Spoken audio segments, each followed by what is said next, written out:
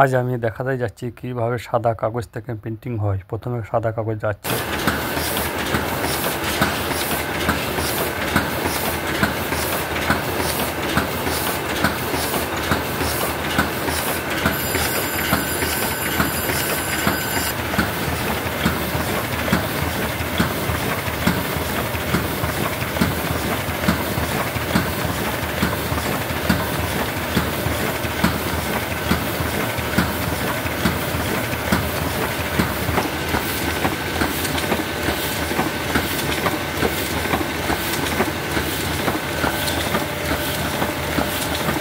প্রথমে প্লেট সিলিন্ডারটা ঘুরছে, ঘোরার পরে প্লেটে পানি লাগছে।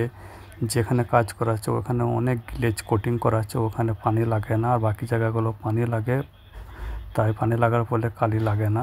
তারপরে উনি রবার সিলিন্ডারকে দিচ্ছে, আমরা দেখতে পাচ্ছি রবার সিলিন্ডারকে, রবার আবার পেপারকে দিচ্ছে।